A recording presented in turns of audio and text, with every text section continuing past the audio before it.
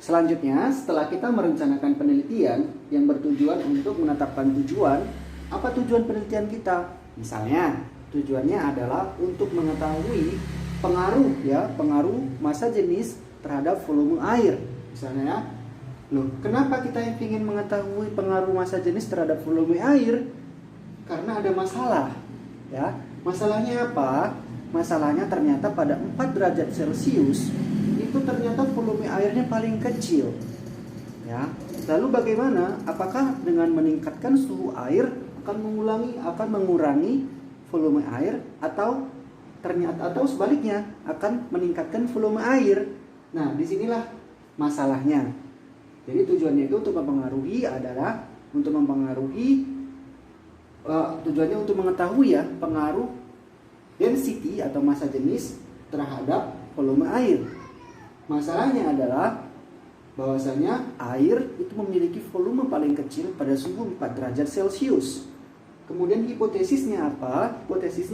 Dugaan sementaranya apa? Boleh saya katakan dugaan sementara bersifat positif, boleh Bapak juga katakan dugaan sementara bersifat negatif.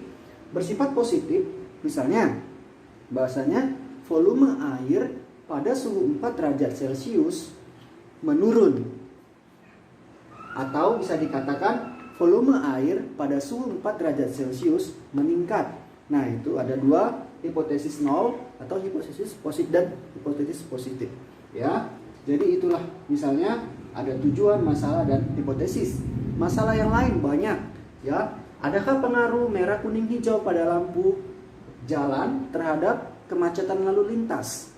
Ya, masalahnya apa? Masalahnya karena terlalu cepat durasi pergantian lampu dengan kendaraan yang melaju, ya, dengan kecepatan kendaraan. Nah, di situ ada masalah. Ya, kemudian apalagi masalah yang lain banyak, ya, misalnya keterbatasan listrik pada saat ini, ya, keterbatasan energi listrik. Lalu memanfaatkannya apa? Dengan menggunakan misalnya LED sebagai solar cell. Nah, seperti itu.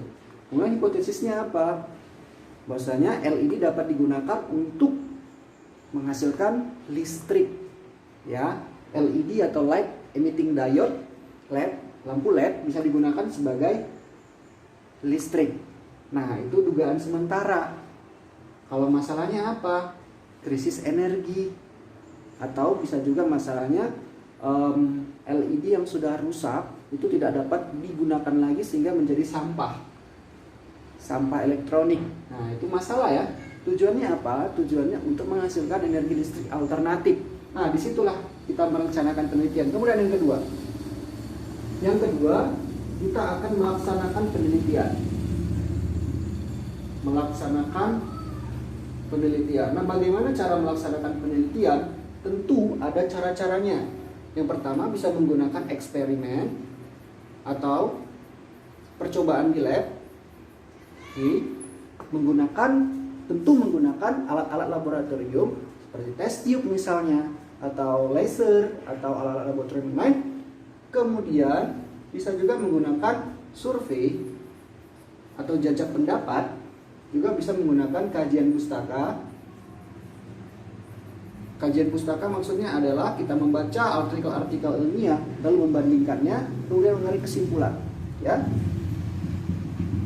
Nah, kemudian setelah melaksanakan tahapan penelitian, kita kemudian menyimpulkannya. Bukan menyimpulkan, tapi kita mengolah datanya. Ya, datanya seperti apa? Diolah dalam bentuk apakah datanya kuantitatif atau kuantitatif atau bersifat angka, atau bersifat kualitatif, atau tidak bersifat angka, ya, hanya bersifat sifat. Seperti itu. Non angka. Baik, ya, kemudian yang ketiga, setelah mengolah data kita menyimpulkan.